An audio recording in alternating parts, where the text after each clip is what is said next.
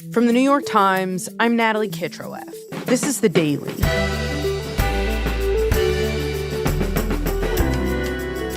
It was a chaotic weekend of news out of Washington. There was a shooting at an event where President Trump and top cabinet officials were gathered, which we're following and will update on later in the show. And also, Trump abruptly and dramatically called off the latest round of peace talks with Iran at the very last minute, leaving the fate of the ceasefire in limbo. One of the main reasons Trump gave was that he doesn't think Iran is sending credible negotiators to the table, and says he has no idea who's actually in charge of the country. Today, my colleague Farnaz Fassihi takes us inside the world of Iran's leaders and explains what her reporting reveals about what they really want. It's Monday, April 27th. Farnaz, it's wonderful to have you back on the show. Thank you for having me, Natalie. So what do we know about what just happened, where we saw Trump suddenly back away from face-to-face negotiations with Iran? It almost seemed like over the weekend he kind of turned the team of American negotiators around as they were basically on their way to the airport. We started this weekend thinking that Iranians and Americans were going to meet in Islamabad for a second round of negotiations. Iran's foreign minister went to Islamabad, and the U.S. Special Envoy Steve Witkoff and President Trump's son-in-law Jared Kushner were scheduled to also fly to Pakistan on Saturday, and everyone anticipated another round of talks. And then we started getting mixed messages. The Iranians said, oh, well, we're not meeting directly with the Americans. And the foreign minister left Pakistan.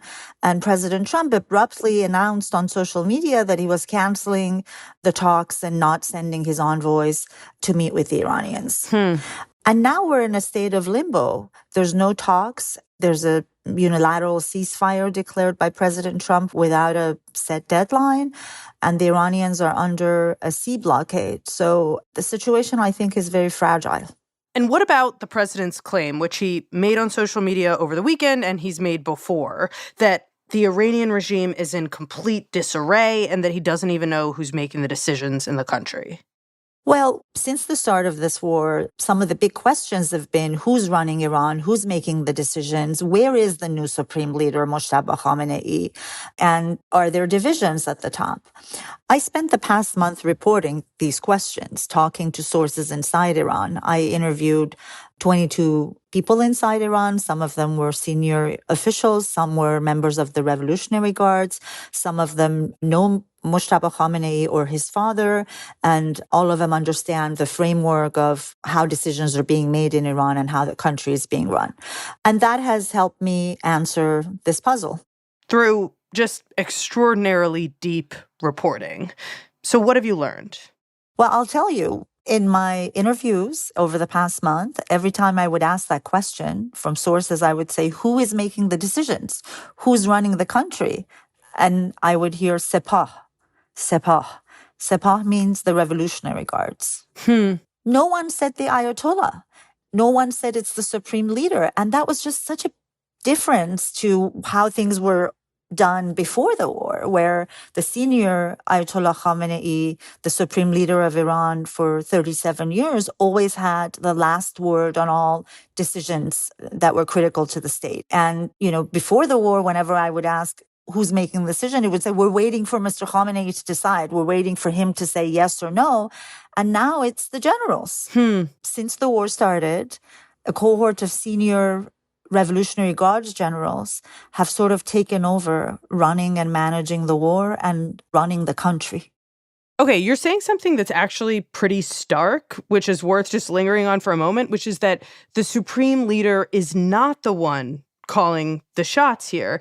And so I have to ask, when we say the Revolutionary Guards who are they? Who are we talking about? The Revolutionary Guards are the most elite military force in Iran. They were created in the aftermath of the 1979 Islamic Revolution as sort of a line of defense for the regime.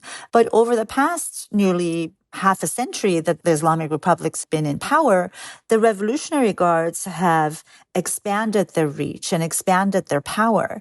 When we think about a military force, we think of people in uniform who are in military bases and making military decisions. Right. But the Revolutionary Guards are all over the place in Iran. They hold key positions in the government. Many lawmakers, ministers, presidents have been former Revolutionary Guards. The current Speaker of Parliament, who's leading the negotiations with the U.S. as a commander of the Revolutionary Guards. The head of the National Security Council is a Revolutionary Guards commander.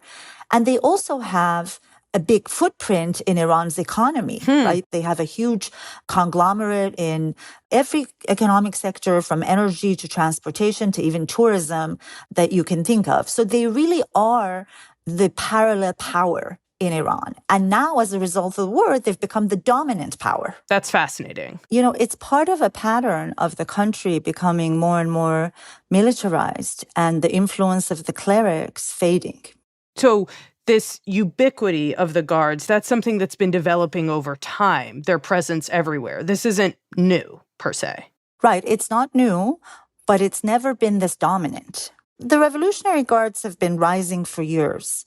The former supreme leader really relied on them for securing Iran's borders, for navigating and cultivating relationships with proxy militant groups in the region that were aligned with Iran ideologically, such as Hezbollah in Lebanon or Hamas in Gaza and the Shia militia in Iraq.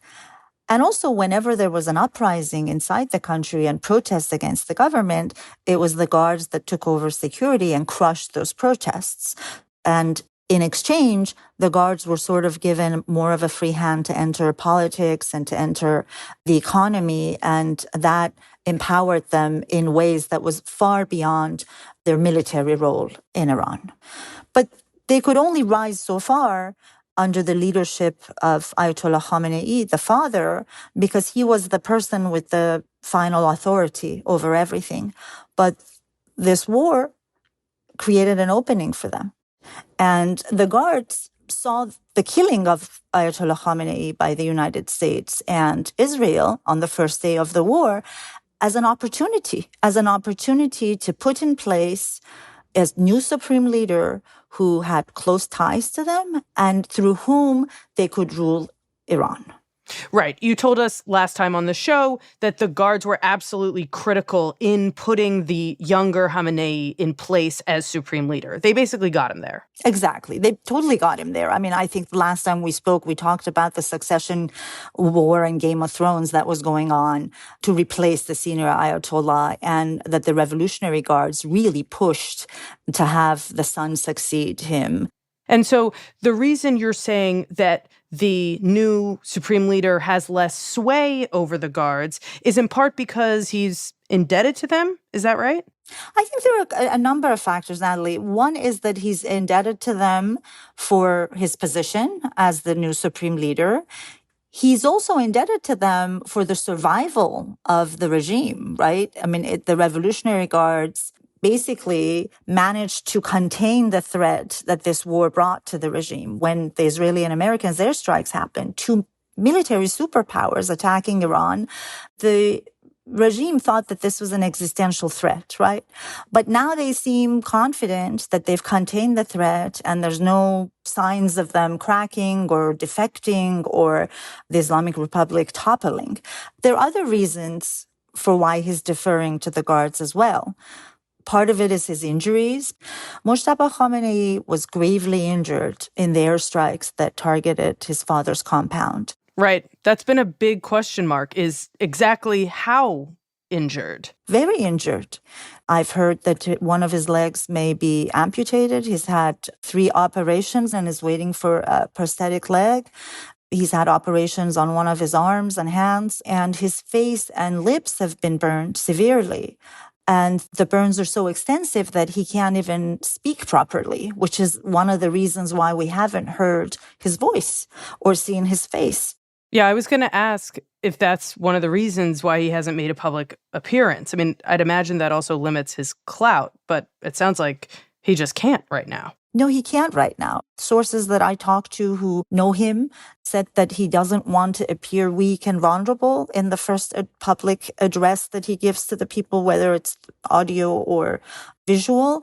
The extent that the public has heard from him has been several written statements that the state media has read, or it's been published on social media. And another reason is also the logistics of his security situation. Talk to me about that. Well, from the first day of the war, the Israelis said that whoever succeeds Mr. Khamenei will be a target, and specifically said that Moshtaba is on their assassination target list. So he's been moved to a very high secure secret place. Access to him is almost impossible for government officials or military commanders. There's no electronics around him. He can't speak on the phone or engage electronically in any way. And communicating with him is sort of, the old ways of writing longhand letters, sealing it in an envelope, and having a human chain of couriers carry the letters to his secure place and then back. And logistically, that takes time. So you can imagine that it's hard for him to be making decisions in real time, and he would have to delegate some authority to the generals that he trusts. Okay, so you've described this situation in which there's this empowered group of generals within the Revolutionary Guards who technically answer to the supreme leader, but that supreme leader is in hiding. He's badly injured. He's really hard to get to. So how do they actually make decisions in that scenario? Like, how does that work? Well, in Iran, particularly in this new era, decisions are being made more collectively and collaboratively. The generals definitely are leading the charge and calling the shots, but there's a debate going on. In fact, people who I spoke to in Iran were telling me that the decision-making is now kind of like a board of directors, that the Ayatollah is sort of the director of the board and the generals are the members of the board, and that, it's not a one-man show anymore. And when those decisions are eventually brought to the supreme leader through couriers to his hideout, is he essentially being asked to rubber stamp them? What's his role in this?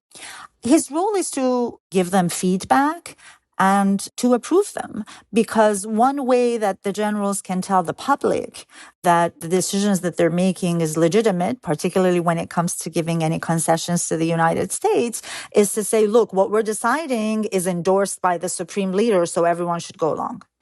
As to whether it's a rubber stamp, well, to the best of our knowledge, he hasn't objected to any of their decisions yet, and he's gone along. Part of that reason is because of the relationship that he has with the generals and the trust that he has. Okay, talk to me about that relationship and that trust. How should we understand it? So we always knew that he had close ties to the guards, but my reporting shows that these ties go much deeper and they go back decades. One way to understand it is that the supreme leader now has some of his best friends, people he has known since he was a teenager and grew up with, in charge. And that story goes back to when he was 17 years old in the 1980s. He volunteered to go fight in the Iran-Iraq War. And he was placed in a Revolutionary Guards battalion called the Habib Brigade. And in the Habib Brigade, there were other young soldiers who had volunteered. And I interviewed one of his close friends who was deployed with him to that brigade. And he told me that, look, this experience really shaped us.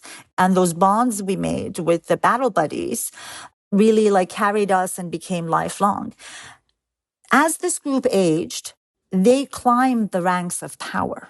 Some of his friends from this particular brigade became key, influential politicians and military commanders and intelligence officials. And we're kind of seeing that play out right now. It's a relationship of friends who are on first-name basis and of peers. So you're saying part of this trust is really that Khamenei has deep ties with these people that go back years. I mean, he trusts them because he's known them for a very long time and has worked directly with them. Exactly. And that's become a central dynamic of this relationship right now between the supreme leader and the guards. So when you add this whole picture together, what you're describing is a pretty fundamental shift in the way that the entire country and its government works. Before, the Supreme Leader empowered the guards, yes, but also directed them. And now it kind of seems like the tail is wagging the dog. Yes. I think when most people, Natalie, think of Iran, they think of an Islamic theocracy run by clerics. We've always referred to Iran as a clerical rule, right?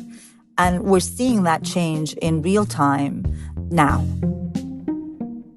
It's shifting away and transforming from a clerical theocracy to a military dictatorship with a cleric as its leader. So I think this change could have surprising implications for Iran and also for negotiations with the United States.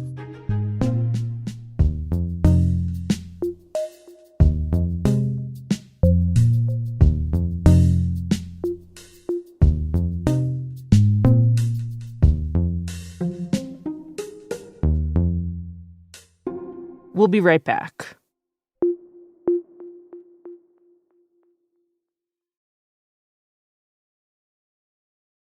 Farnaz, just explain why it matters that the power structure in Iran, as you just told us, is shifting to one where the military, the guards really hold all the cards and the clerics are secondary. Well, for Iranians, it could be worse politically. It could be more repression, if that's at all possible. Because we've seen the guards over the years, whenever there's a protest or uprising, take control of crackdowns and killings and crushing the protests. So it's very likely that dissent will be less tolerated, that there'll even be more crackdowns. But in terms of negotiations with the United States or the way that Iran might deal with the West, the guards could be more pragmatic than the clerics and their religious ideology. Hold on. What? The military hardliners could be more pragmatic? How?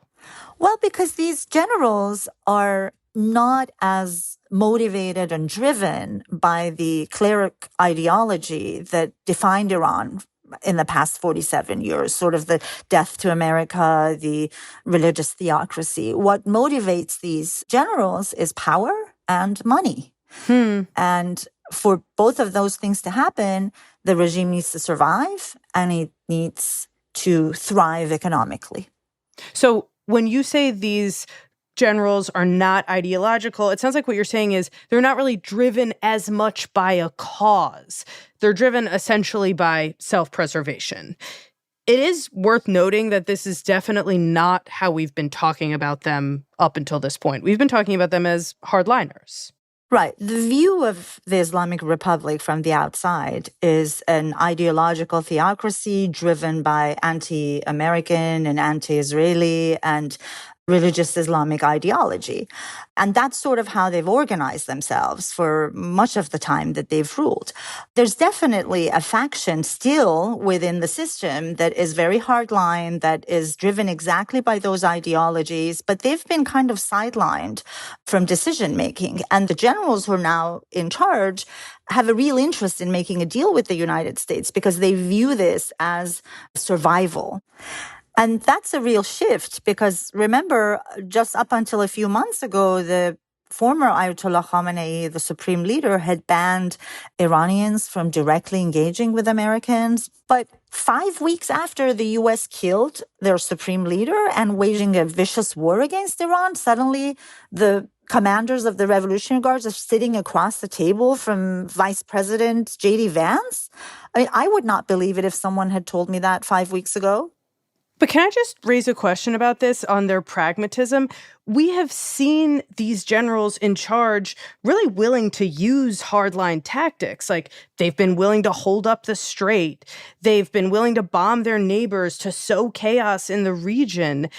Does that bear on their pragmatism? Like, how do you make sense of that?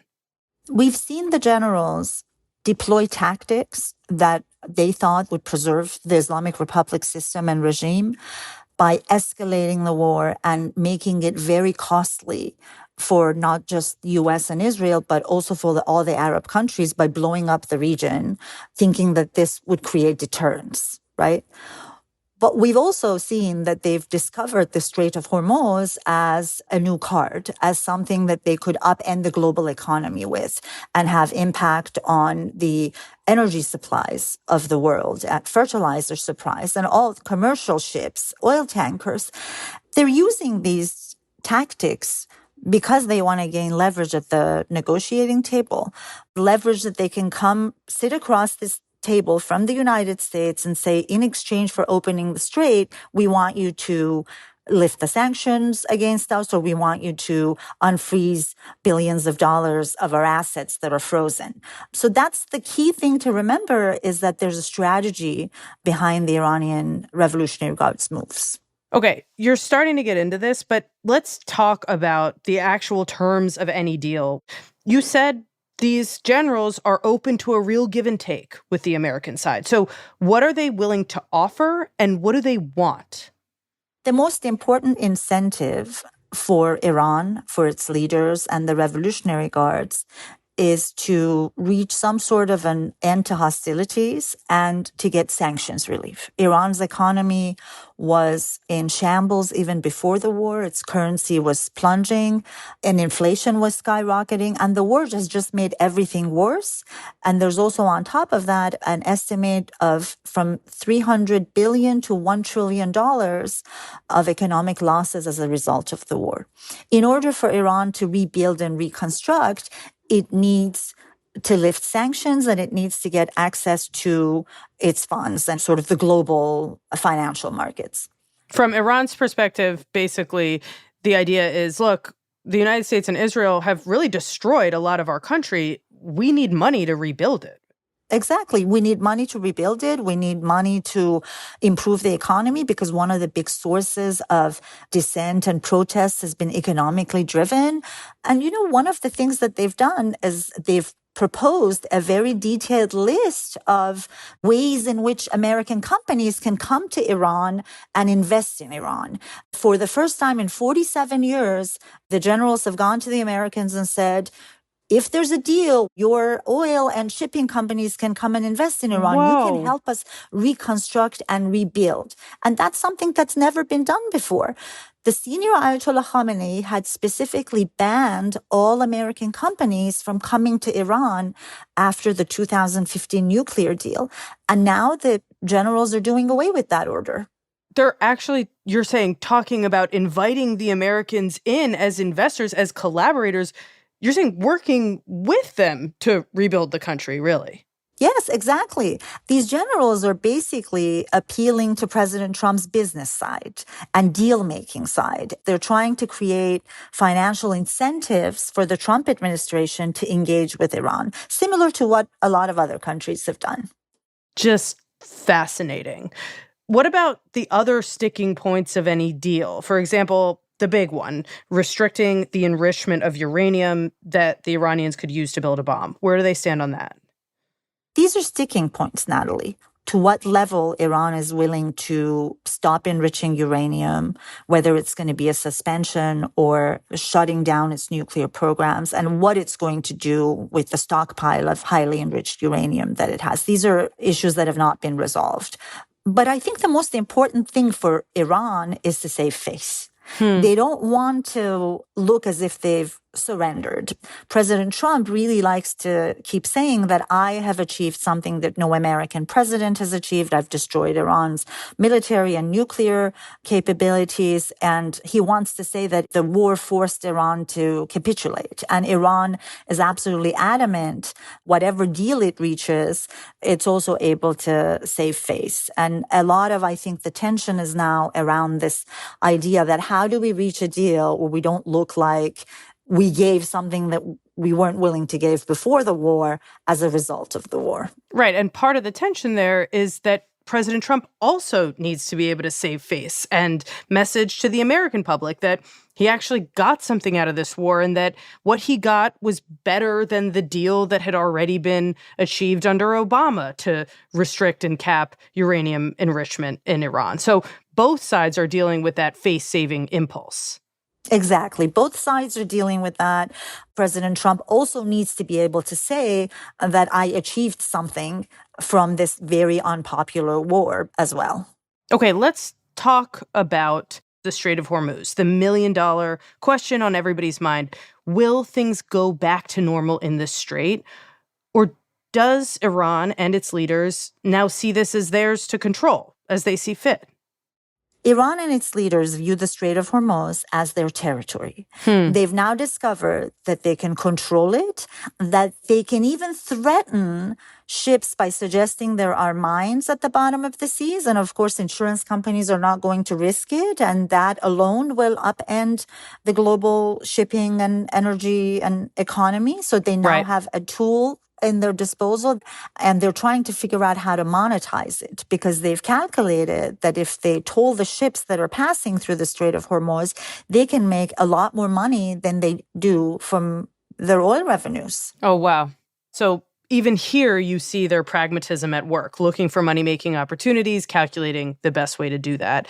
Farnaz, what about Israel? Because Israel's been this other major factor that's been affecting the negotiations. A potential Israeli attack is part of what's keeping the Ayatollah in hiding and really affecting the way the leadership works. Are the guards assuming that Trump can keep Israel from waging the kinds of attacks that we've seen destabilize these negotiations? How do they view Israel in this? They view Israel as a major threat that could still be a threat even after conventional war is over. Iran and Israel were engaged in a shadow war for many, many years that I've written about with my colleague in Israel, Ronan Bergman. Israel had assassinated multiple Iranian nuclear scientists and military commanders and done covert operations and attacks on military sites and nuclear sites. The threat of Israel will be there, and also the threat that they might covertly try to assassinate the supreme leader or any other official. So I think that they believe that the United States has a lot of influence and power over Israel, and that once there's a ceasefire, it also extends to Israel. But I don't think there's a guarantee that Israel's going to not continue the covert operations. Got it. So essentially, Israel remains this big wild card, and the negotiations are now stalled on the other sticking points. But can I ask, what is the ideal, realistic outcome of these negotiations for the people leading Iran right now? That's a really good question, and the answer might surprise you. I think the generals leading the negotiations are looking at a kind of a deal that ends this limbo status they've been in with the United States for 47 years, where Iran is not really at war with the U.S., but there's this threat hanging over it. They keep saying, we want a grand deal. We want to reach a big deal that will be the end of hostilities, and it could sort of stabilize Iran if that happens. Now, it's not clear whether that's going to happen or not. This is sort of the ideal situation for them, that they have lasting peace, sanctions are removed, American companies come in, investments come in, and Iran can stabilize economically as well as politically. It's interesting. We did not get in Iran the kind of regime change that President Trump and his allies forecast and maybe imagined would come of this war. But just in terms of these negotiations, these peace talks, is the president right in some sense when he says that there are now more reasonable people in charge in Iran, just in terms of reaching a deal? I think in some ways, yes. The president has said the war brought regime change in Iran. There's clearly not been a regime change. The Islamic Republic is still very entrenched, and we still don't know how this new era of leadership is going to evolve. When things stabilize, when Mojtaba Khamenei comes out of hiding, is he going to retain power, what that dynamic will be, if the Revolutionary Guards get the money, how they're going to spend it, are they going to rearm their proxies, and what the political repression in Iran is going to look like. The situation is very fluid, right? And of course, there's a risk that they're going to overplay their hands using all the leverage that they think they have in negotiations. But On this very narrow question of whether the people sitting across the table from the American negotiating team are more motivated to reach a deal, I think, yes, they are.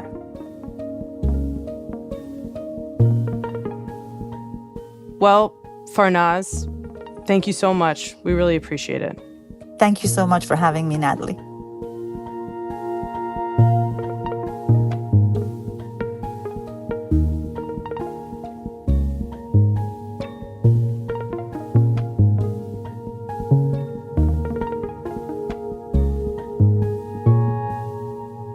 We'll be right back.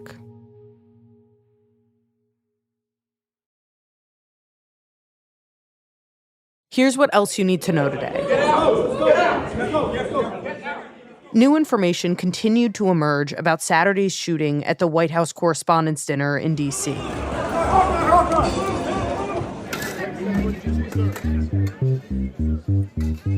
The incident started when a gunman attempted to storm the annual event, where President Trump and senior cabinet officials were in attendance. The attacker ran through a security checkpoint and exchanged fire with the authorities before being subdued and taken into custody.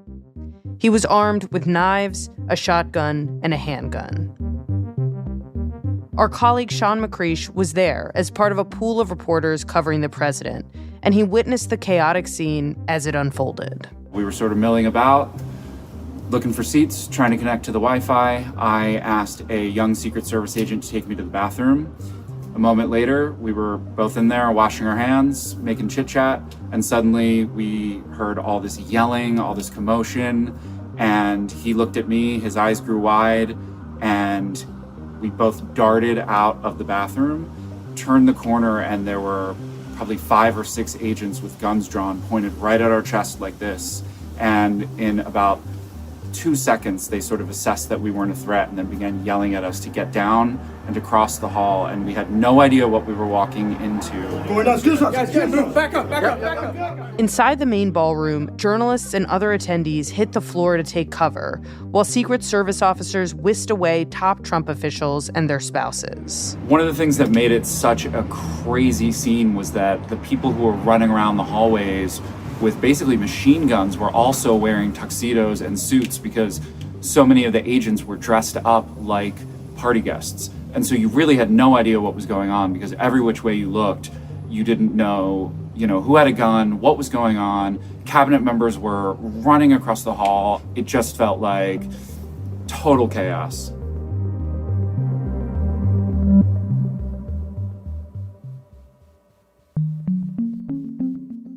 About an hour later, back at the White House, Trump addressed reporters, many of whom were attendees at the gala. Nobody told me this was such a dangerous profession. If Marco would have told me, maybe I wouldn't have run. Maybe I would have said, I'll take a pass. No, it's a dangerous profession, but I don't view it that way. He said he'd planned to deliver a scathing speech at the event, but now he wanted to emphasize the need for national unity and bipartisan healing. I was all set to really rip it.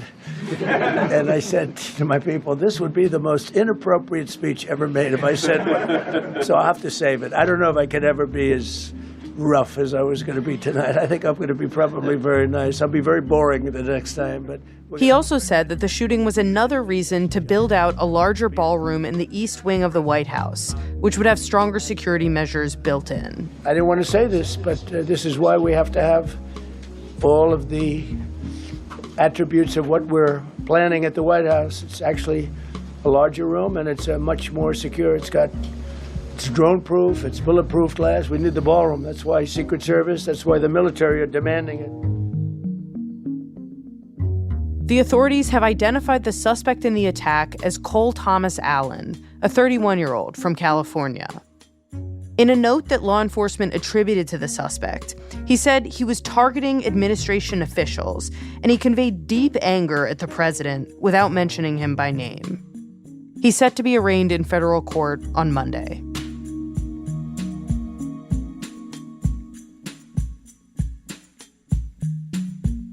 Today's episode was produced by Mary Wilson, Nina Feldman, Stella Tan, and Michael Simon Johnson.